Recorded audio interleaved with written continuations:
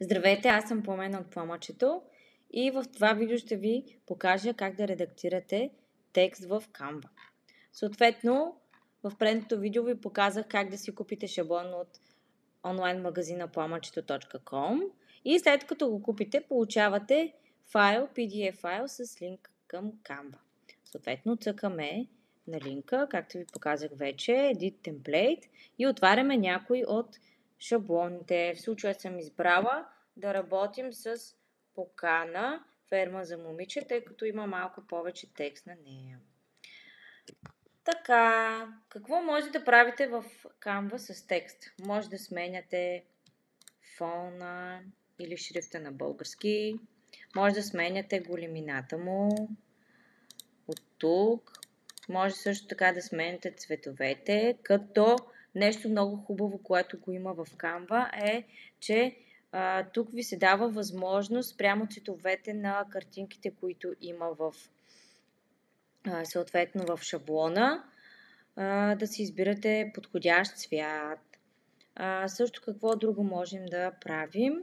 Можем да сменяме стила, можем да вкарваме ефекти, също така можем да вкарваме и анимация, като анимацията, след като вече сме готови с файла, трябва да я стеглим на MP4 формат, тъй като вече става като видео.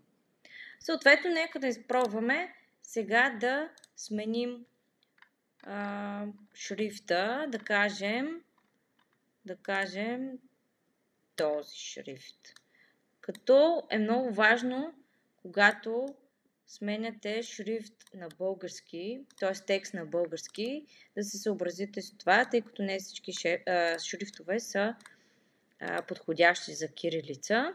Съответно е важно, ако използвате безплатен акаунт, да гледате тази иконка. Ако тази иконка ви се появи на шрифта, т.е. това е платената версия на Canva, вие няма да можете да изтеглите шаблона. Т.е. ще го изтеглите, но с едни водни знаци на него. Съответно, вече сменихме шрифта, можем малко да оголемим и сега ще сменим цвета. Като цвета ще гледаме да е подходящ с картинката, която имаме тук. И аз избирам жълтичко, да кажем нещо по-меко. Ето това. Или е много блестящо. Хайде ще го направим с циклама. Ето така. Можем да си сложим и някой друг ефект.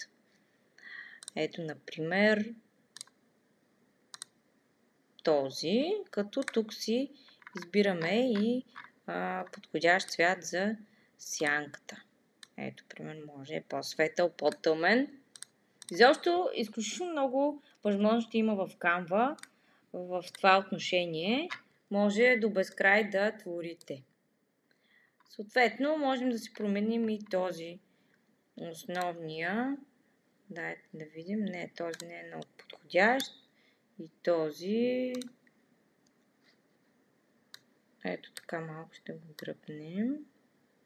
И една много полезна функция, която хубаво всички да знаем, е ето тази позиция. Центрирай. Няма нужда да си играете, да го хващате, да го мърдате. Директно позиция. Центрирай. Така.